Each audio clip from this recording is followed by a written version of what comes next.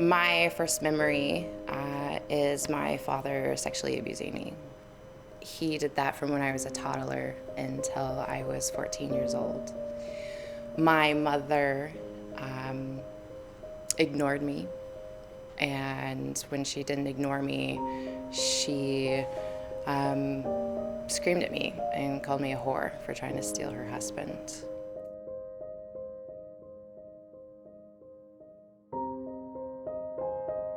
My parents were both mentally ill, and they were very poor. When I was 8 years old, I told a friend that my dad was having sex with me. And she told her mom, and her mom called the elders in the church. And the elders came and they sat me down, and it was 3 men on the couch above me, so I'm looking up at them. My dad's next to me, my mom's next to me. I will never forget, they handed me a piece of paper and they were like, "We want you to draw a penis. Do you know what a penis is?" And I remember I drew it and then I gave it to them, and I remember thinking, I forgot to draw the testicles and they're gonna think I'm lying. I remember my dad being like, "Well, she's playing with the neighbor boy. Like, she's just, I look back on that and I imagine I see this little girl sitting on the floor and like nobody's like protecting her. And then I look at those 3 men and I'm just like, how could you have walked away from that and not done anything, So, a lot of forgiveness. When I went into foster care, that all changed. At the time, actually, my father there was a warrant out for his arrest. My mother knew where he was, but wouldn't say. So I was in protected custody. So I sort of lost everything, and then I was just in this home, just all of a sudden living with like 12 other kids. My foster mother, she was so honest. She was like, "This is not your family. Like, we're not here in the business of love. We're here to teach you how to survive on your own because you have nobody in the world." My foster father was paying my foster sisters money and booze for sexual favors. That environment was obviously like not healthy either. And all I wanted to do was just get out. I was so driven to just get out. Al and Linda, who I had been, forming this relationship with, they came over and they saw, where I lived.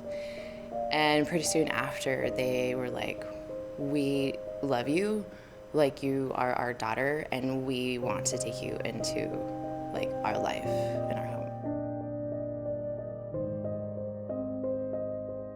They asked my biological mother, they wanted to do the official thing. She didn't care. So I moved in with them at, I think, almost 18 years of age. I was really close with the staff at my high school, and the secretary, she would drive me, she gave me rides a lot. And we were in the car one time, and she said, "Sarah, I'm really happy for you, but, I just want you to know, I want you to be prepared because you're finally gonna be in this safe place, and you're gonna fall apart because you finally get to, and because you need to." And she was right, I did. I think I was probably 19, and I just remember sitting on a couch and having this this feeling, this sense of splitting and not being able to feel my body and being so scared. I started medication, I started therapy, I went to work right away. I became a restaurant manager. Yeah, I was still 19. I went out to the Mojave Desert to run my first restaurant. I think that is when everything sort of changed, in the sense that I now understood that I was actually on my own.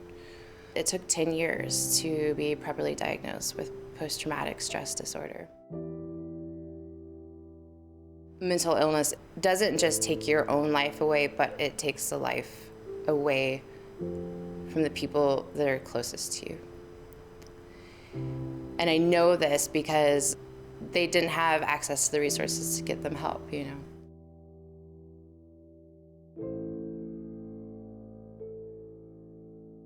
I want to talk about what success is, you know, because so many people, you know, say, what is success and what is it, you know, how do you define that? You know, and a lot of us go, well, you came from this poor background and you started a family, or you started a company, or, you know, you made it, right? You have the house, you have the things, you know, I don't have any of those things. I have nothing that I can materially, you know, give as evidence to be like, you know, I came from, you know, a difficult past of abuse and neglect and foster care, and I'm an orphan and I'm alone. I'm successful because I want to be here. And I think that more people need to hear that. When you want to be here and when you want to put your skin in the game, for me is success, because for so long I didn't.